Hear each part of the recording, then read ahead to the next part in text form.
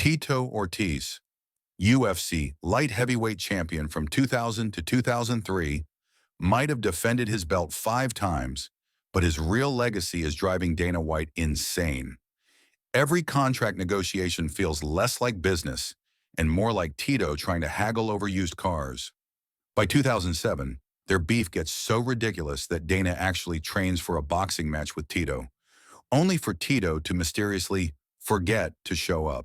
Possibly the smartest head movement of his career.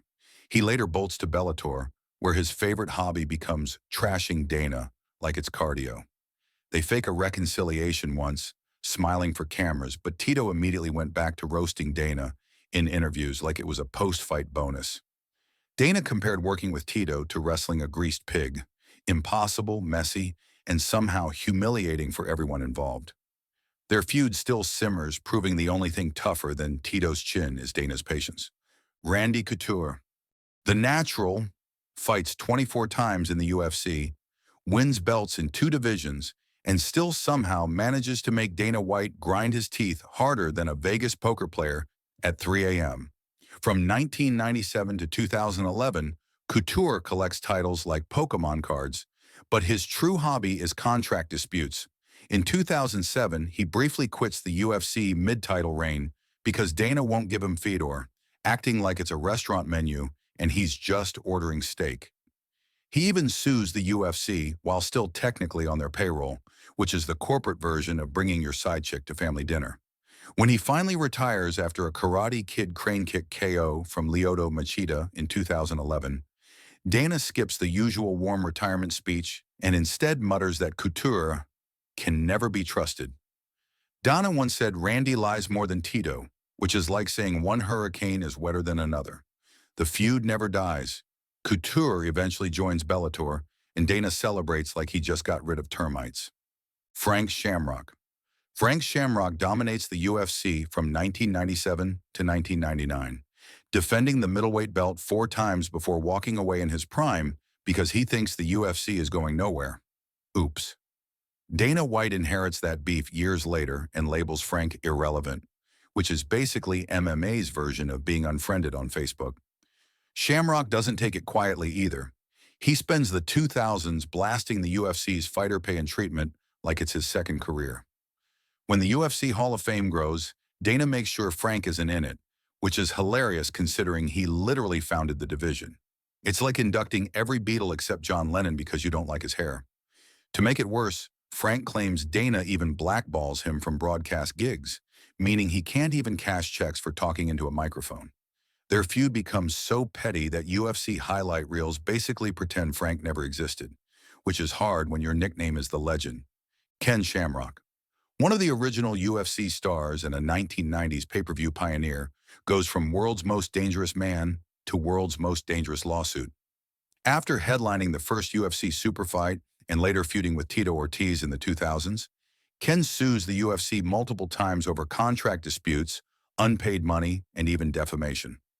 Dana White, never one to keep it diplomatic, calls him a scumbag and basically treats him like Voldemort, he who shall not be promoted. The UFC eventually settles, but by then Ken's fighting career has turned into a highlight reel of L's, including a rough TKO loss to his own knees. To be fair, those knees had a better record than most welterweights. Dana makes it clear Ken will never sniff the Hall of Fame, no matter how historic his early UFC contributions were. Instead, Ken becomes a recurring cautionary tale in UFC boardrooms. Don't fight the promotion unless you enjoy bankruptcy. Josh Koscheck, the bleach blonde heel of The Ultimate Fighter Season 1, quickly becomes the UFC's resident villain. Booed in every arena, sometimes louder than the national anthem. He racks up 25 UFC fights from 2001 to 2015, including a welterweight title shot against Georges St-Pierre at UFC 124, where GSP jabbed him so hard his orbital bone looked like a crushed soda can. Dana White never hid his disdain, calling Koscheck hard to deal with and accusing him of being a locker room headache.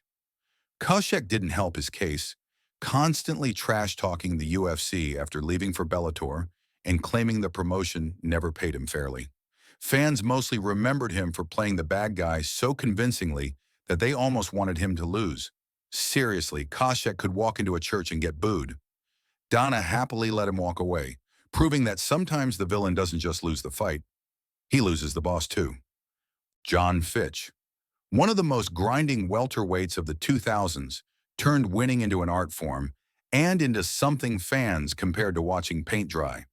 From 2005 to 2012, he racked up 14 UFC wins, including a title shot loss to Georges St-Pierre at UFC 87, where he absorbed more strikes than a heavy bag in a Muay Thai gym.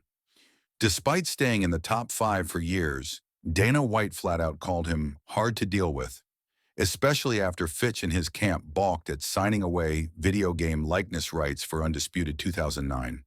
The dispute snowballed into contract chaos, and by 2013, the UFC released him, even though he still held a winning record. Fitch then joined WSOF, later PFL, where he kept grinding decisions and criticizing UFC fighter pay. Dana's final verdict was basically, talented, yes, but about as exciting as a tax seminar. And if Dana can't sell you, you're out. Paul Daly. Paul Daly manages to turn a decent UFC run into a lifetime ban in about 3 seconds flat. At UFC 113 in May 2010, after being out-wrestled by Josh Koscheck for 15 minutes, Daly decides to throw his best shot after the fight ends. The sucker punch is so blatant that Dana White bans him instantly, saying he's done forever. And for once, Dana actually means forever. Daly could have knocked out a dinosaur and Dana still wouldn't have rehired him. Instead, Daly spends years in Bellator knocking guys out and reminding fans he's the king of bad decisions. The irony is that his most famous punch is also the one that got him fired. Dana's no second chances rule has never been more literal. Daly could have apologized in skywriting and still been blacklisted. Alistair Overeem comes into the UFC in 2011 with more muscles than a Marvel movie extra and the hype of a nuclear bomb. He smashes Brock Lesnar at UFC 141 with a liver kick so hard it basically made Lesnar quit MMA and sprint back to scripted suplexes. But in 2012, Overeem fails a drug test with testosterone levels that look like he borrowed horse steroids straight from Black Beauty. Dana can't resist clowning him, famously calling him the most expensive bust in UFC history. That's saying something, considering the UFC once paid James Toney to grapple. Overeem keeps fighting until 2021, but the tension never really fades. Dana treats him like the world's priciest action figure that broke on Christmas morning. By the end, Overeem's UFC run is less Demolition Man and more return policy nightmare. Tim Sylvia. Tim Sylvia is a 2-time UFC heavyweight champion in the 2000s, but Dana White acts like he's the kid who brought the off-brand juice boxes to lunch. In 2008, Sylvia leaves the UFC for Affliction, chasing big paydays and, unfortunately, rocking those infamous too-tight shorts along the way. Dana quickly buries him, saying Sylvia doesn't belong in the UFC anymore, which is code for "don't call me when that league collapses."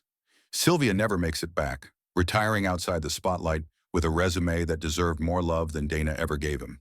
The two trade jabs for years, with Sylvia bitterly pointing out how fast Dana cut ties once he wasn't a headliner. Let's be honest, Dana probably hated those shorts as much as the contract disputes. In the end, Sylvia's feud with Dana feels less like fire and more like passive-aggressive Facebook comments from your uncle. Chris Cyborg bulldozes her way through Strikeforce, Invicta, and eventually the UFC, but the company never quite figures out what to do with her, mainly because the featherweight division looked like a Craigslist ad with no applicants. Dana makes it worse by once calling her Wanderlei Silva in a dress, which is basically HR violation speedrun any way you slice it. Cyborg dominates opponents inside the cage, while outside she fights with the UFC over contracts, respect, and Dana's questionable one-liners. The feud escalates with her accusing him of straight-up bullying, which, given his track record, sounds less like an accusation and more like a resume line. By 2019, she bails for Bellator, where the matchmaking actually makes sense, and nobody compares her to Wanderlei in a cocktail dress. Though let's be real, Wanderlei in a dress would still pull main event numbers. Cyborg's exit leaves Dana defending an empty division, which basically turned into a ghost town with Megan Anderson as sheriff. Nate Diaz, tough 5 winner and proud owner of a 27-fight UFC record, somehow manages to make every contract negotiation feel like a hostage situation. He feuds with the UFC brass so often you'd think disputes was written into his contract next to fight purse and medical coverage. Diaz walks out on press events, flips off Dana White mid-conversation, and lights up more blunts than sponsorship deals. Dana calls him incredibly tough but difficult, which in UFC language means, I love his pay-per-view numbers, but want to strangle him daily. After UFC 279, Nate exits as a free agent, proving once again that flipping off your boss is a legitimate career strategy if you also choke out Conor McGregor. Seriously, HR departments everywhere must hate that precedent. Dana, meanwhile, admits Nate will always be tough, which is Dana speak for, he made me millions while giving me migraines. Francis Ngannou, the UFC heavyweight champion from 2021 to 2022, manages to do the unthinkable, win the belt, and then tell Dana White, nah, I'm good. He refuses to sign a new contract over fighter pay and his right to box, which to Dana is basically like asking for a pet unicorn. Dana strips him of the title in 2023, claiming Francis doesn't want to fight, while Ngannou is busy sparring with Tyson Fury and Cass Hing checks with more zeros than UFC fight bonuses. By 2024, he's fighting Anthony Joshua, smiling all the way to the bank, while Dana is still calling him irrelevant at pressers. Nothing says irrelevant like boxing in front of 90,000 people, right? Ngannou signs with the PFL, turning into the poster child for fighter leverage, and Dana's tension with him is now an ongoing Cold War. The feud boils down to this. Francis wanted freedom, Dana wanted control, and the internet wanted memes. BJ Penn, the 2-division UFC champion who once made history at both lightweight and welterweight, also makes Dana White's blood pressure spike. His career inside the octagon is legendary, but his career outside it was basically a non-stop argument with management. Penn constantly battled the UFC over pay, even publicly accusing Dana of treating fighters like slaves, which didn't exactly earn him a Christmas card.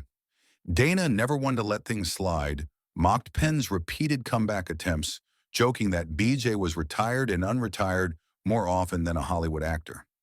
Things hit rock bottom after Penn's legal troubles and arrests, which Dana used as ammo to dismiss him entirely. Despite his status as a Hall of Famer, their relationship soured beyond repair, showing that even legends weren't immune from Dana's blacklist. Mark Hunt, the Super Samoan and Pride veteran, might hold the UFC record for most lawsuits per punch landed.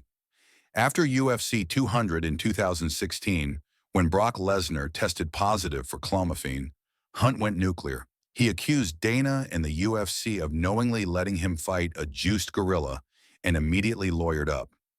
Hunt demanded fighter protections, clean opponents, and a share of revenue. 3 things Dana pretended not to hear. Dana fired back by calling him bitter and ungrateful, which is corporate speak for, please stop suing me. The lawsuits dragged on for years, and although Hunt lost in court, he never stopped throwing shade at Dana every chance he got. Their feud perfectly captures the UFC's nightmare scenario, a heavyweight knockout artist who hates lawyers but hires them anyway. Anderson Silva, the UFC middleweight champion from 2006 to 2013, is one of Dana's biggest headaches despite being one of his biggest stars. Silva dominated with a record 16-fight UFC win streak, but Dana constantly complained about his boring performances, like the infamous Maia fight at UFC 112, where Dana literally apologized to fans. When Silva broke his leg against Chris Weidman in 2013, Dana publicly questioned whether he'd ever return, then promoted his comeback anyway because money talks. Contract disputes followed, with Silva saying Dana disrespected legends while Dana rolled his eyes like a tired parent. The bad blood peaked in 2020 when Silva was released after back-to-back losses, with Dana saying he should never fight again. Silva, of course, went on to box and beat Julio Cesar Chavez Jr., proving Dana wrong in the most Silva way possible. Their relationship is summed up best as, Dana couldn't stand him, but also couldn't stand not making money off him. If you enjoyed this, I'm going to be posting a lot here. I would greatly appreciate it if you could subscribe. Thanks for watching.